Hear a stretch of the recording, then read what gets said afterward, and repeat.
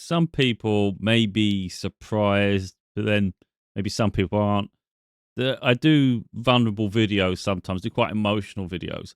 So I can do insightful video. My content varies from insightful, empowering, talking about societal issues, even spirituality. And sometimes, I just share my vulnerabilities really and how I feel about life in general. Everyone's healing, everyone's going through something, and we'll have our own unique experiences, of course, and we have our own little journey in life. Some people, they have many people around them, maybe feel a bit empty sometimes in that. You might feel isolated, even even in a crowded room. Other people, it's just silence a lot of the time. So with me, there is a lull. There is a period of like isolation, loneliness, like heavy periods. It goes on throughout the year. Now, I'm an independent person, so I think I can cope with it far more than the average person. I can go very large periods alone, and I'll keep myself busy. I keep my mind occupied. Of course, there's relapses in between, moments when you could do with attention, affection, intimacy, even. But you just get on and then you just pivot your mind and continue. But when you have like a deeper reflection upon life itself, the journey throughout, the interactions, the connections, all those things. So again, everybody has a unique experience. Like I say, some people will have community regularly, others they don't. And I've had that throughout my whole life. Is that I've had friends, of course, and I've had people I get along with, but it's always been fleeting, short-lived.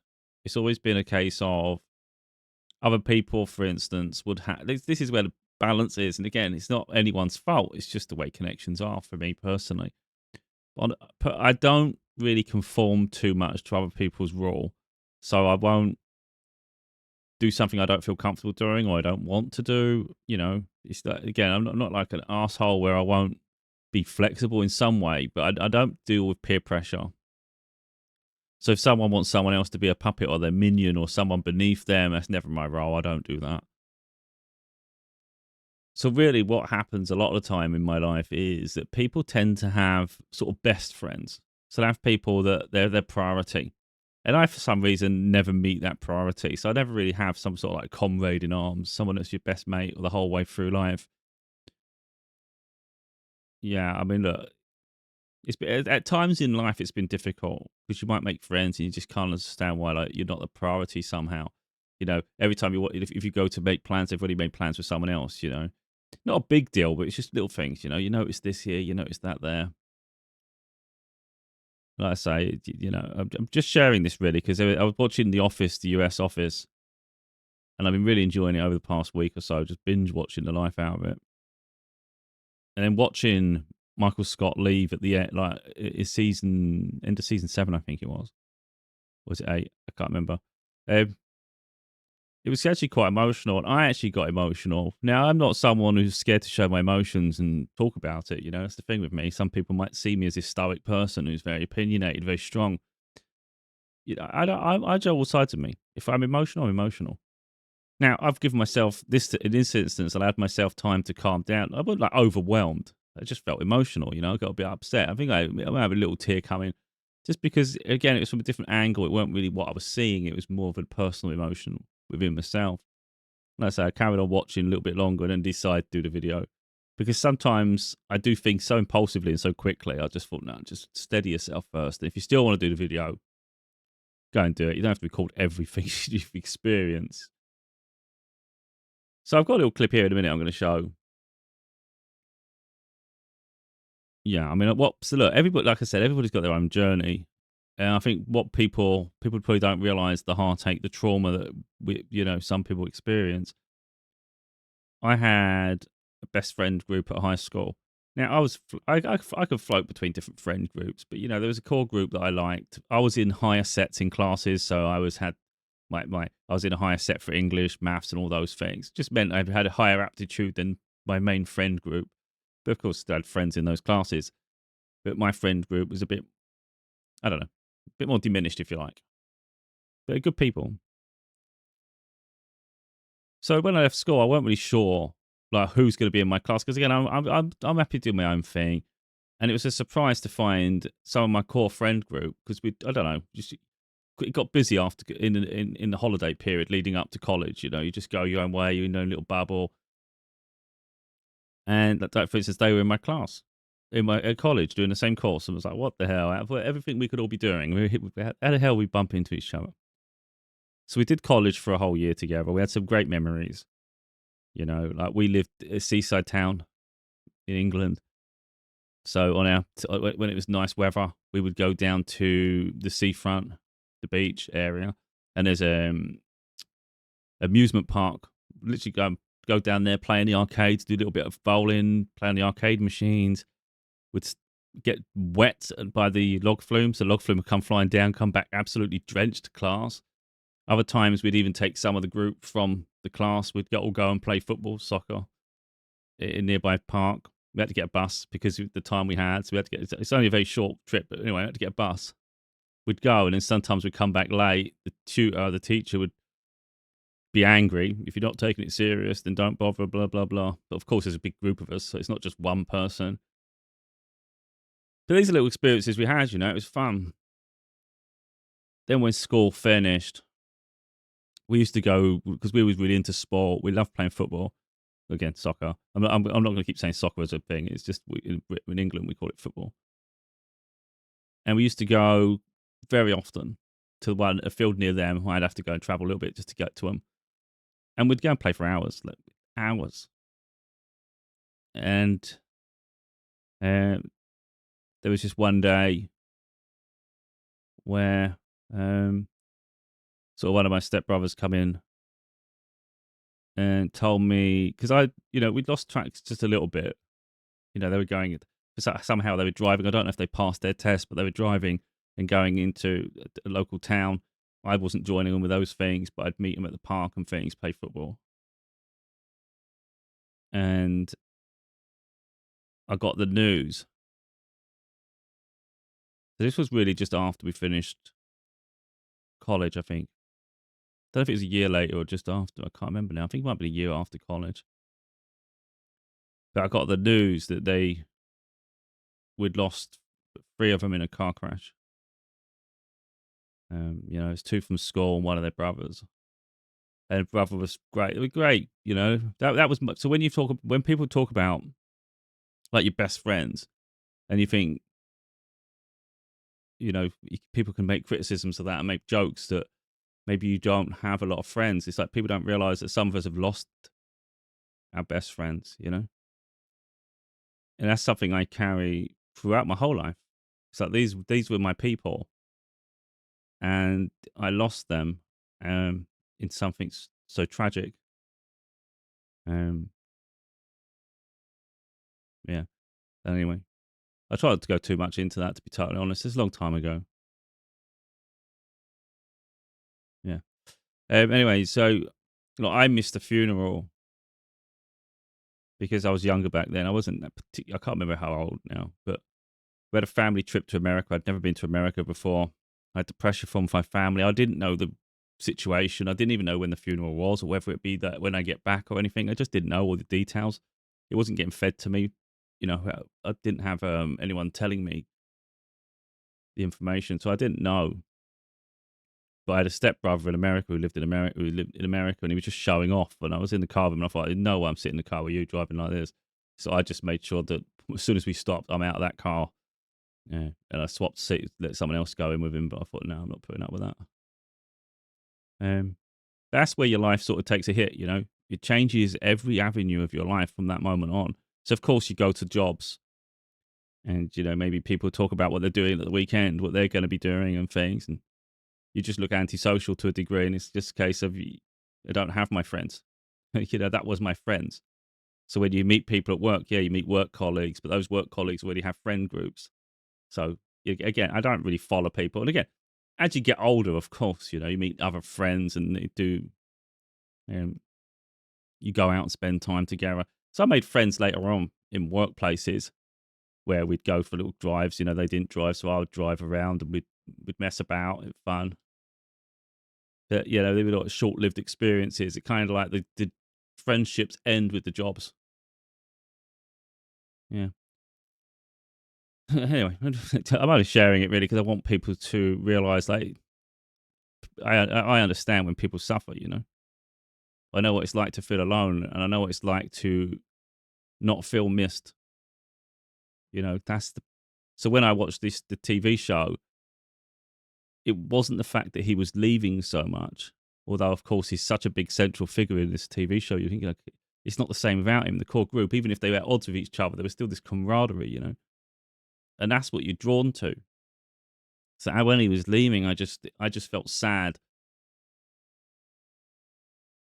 like for myself in a way, because I saw how much he would be missed.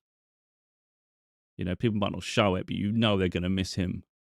He made a great work environment for people, you know, and it was just, yeah.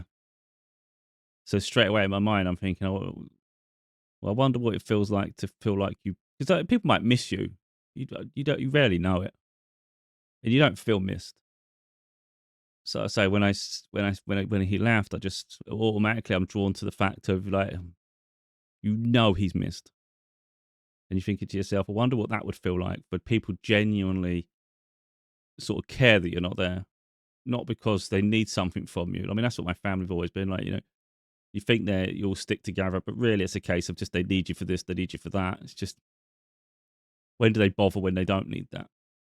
And I don't put up with that anymore, so I've just distanced myself. Again, more than comfortable traversing this life solo. And like I said, people have their own experiences. You know, you could feel empty in a room full of people. So it's not always a case of just because you've got people around you, it feels even any better. Comes with its own issues, of course. But yeah, I just really wanted just to show people that, you know, people might ridicule you if you haven't got friends, if you haven't got this, and you're lonely and all those things. But, you know, sometimes it comes from a very narrow perspective, not understanding that anybody could be going through something. Like I say, my situations years ago, you know, I'm 43 now. That was back when I was about 18, 17. So a lot's happened between there through that period. Now, of course, my daughter misses me a lot. I always miss her. It breaks my heart when we're separated. This is like the one person in my life with that pure bond. Of course, my mum as well, but you get used to like leaving your parents, don't you, and getting on. But with my daughter, it's like part of my heart just gets yanked out. But she's now getting older now. She's nearly 16. So it's a case of I'm much as it pulls at me, I'm aware she has her life now, so I don't sort of pine so much. I've adapted myself with the lower expectation because I wouldn't want pressure on her. But yeah, so yeah, I mean, look, it's uncomfortable to a degree for me because it's awkward. You know, when there's a chance you go through the rest of your life alone. But like if anyone sees what I do, I'm very headstrong, very determined, very focused. So the way I look at life in general, and it's not a case of because I have to, perhaps there is that, but the one thing I recognize in pretty much everybody is there's something lacking for the majority of people. And I say it an awful lot of time. If you just think of like a pie chart, you just think of a pie, take slices of a pie. It's rarely that everybody has everything. So it could very well be people have things you want, but you have things they want. So my ability to be independent, to be self-sufficient, to be able to create what I do, I have a skill set and a determination and a sort of a resolute attitude that could overcome so much hardship and trauma that I don't let anything defeat me.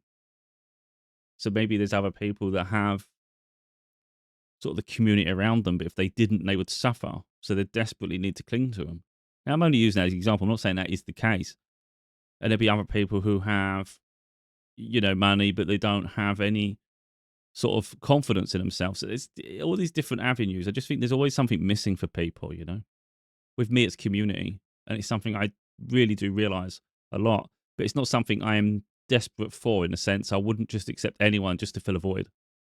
But I do sort of yearn for like-minded community, and it's something I do recognize a lot that I'm missing, but it's not something I can force because, to be honest, I don't think I align with many people because of my values and the most fact that most people are fake. You know, they take the easy option in life. Is I'm looking for very, very strong individuals that match sort of my personality, my expectations, and my lifestyle, all those different things. And I just think it's a very rare individuals, you know, but that's fine. But it does get lonely along the way. Yeah. Again, look, I could not do these videos. I could just, there's no point. Just don't even go near it. We can just continue. Because if you take this out and then we do all the other videos that come after and the ones that come before, it's a blip in the growth and the talking about the issues in life and all these other things, that but maybe a bit more prominent.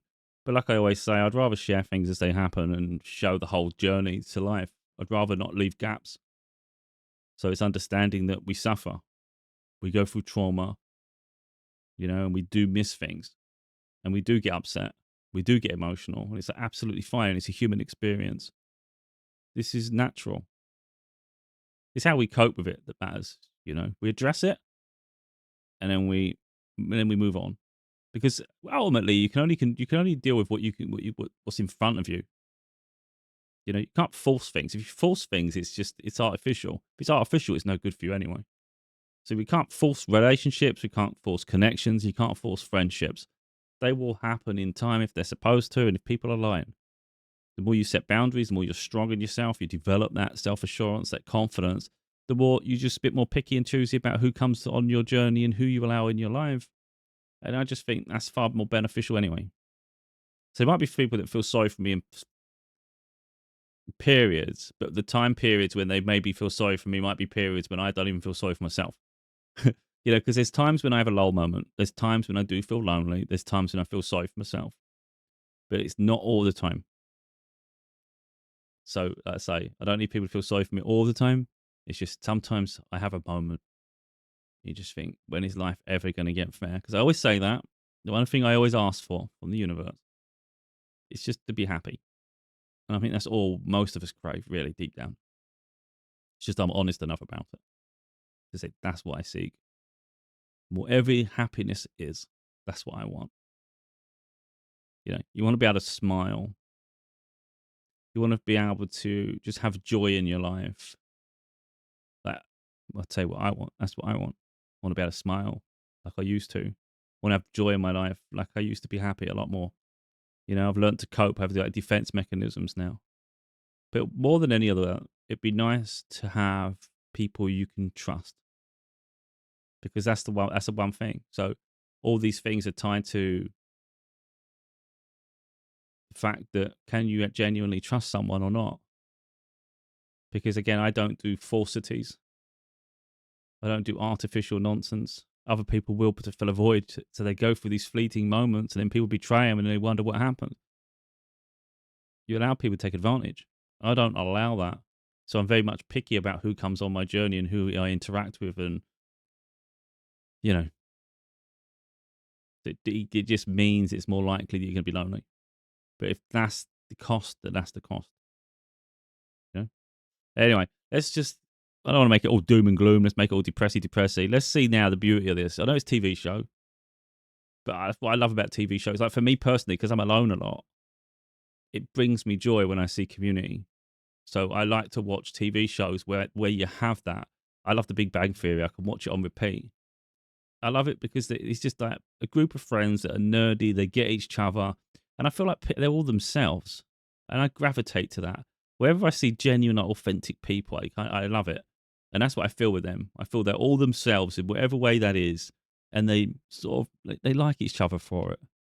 So I love that. Then I watch in The Office, US Office, and I love the fact they all have their differences.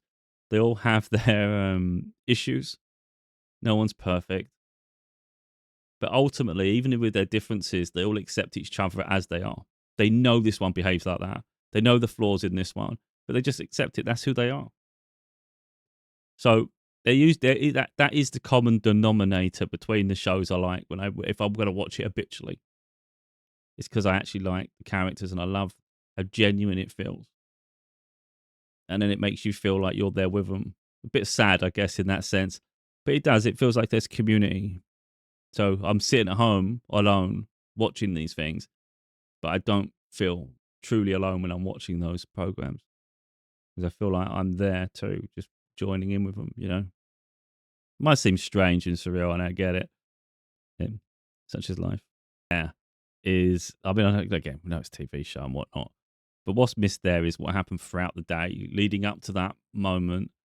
it was just really nice. He was going out of his way to meet every single person, say goodbye, and he was going a day early. So they didn't know because he didn't want it to be all emotional like that with everybody. So he just wanted it to be, a normal interaction to a degree. And it was just really nice, the whole setup and everybody's interactions that day. Like I say, not every look. People who have a lot of connections around them won't know what it's like to truly feel alone. And I think those who do feel alone or are alone, I think they'll understand what it's. They'll obviously, of course, they'll understand what it's like to never truly feeling missed. Because usually it's the kindest people who suffer the most.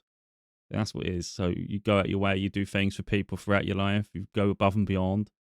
It's never, hardly ever reciprocated, never respected. So it doesn't get appreciated. It's just demanded a lot of the time.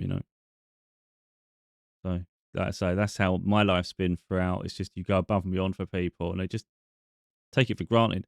Then you finally just snap and just have enough, don't you? You just think, oh, you know what? It takes a while. Not everybody does, of course, but you just get fed up with it. You're just like, I can't, I'm not doing this anymore. I'm not someone's lapdog. I'm not this and that. I'm not running around. I'm not jumping around after people. I'm not chasing anyone anymore. I've had enough. Because that's all it is, you live your life constantly chasing after other people, and I'm not interested in doing that anymore. I've given enough to the people in my life up to now, and it's not for me to then fill the gap all the time. I've done what best I can with each individual that I've come across in life, and yeah, I've given the best I can in a given situation. And it'd be nice if one day you have those friendships, you have those relationships where people genuinely miss you and they appreciate your company, and the connection is reciprocated. That'd be nice.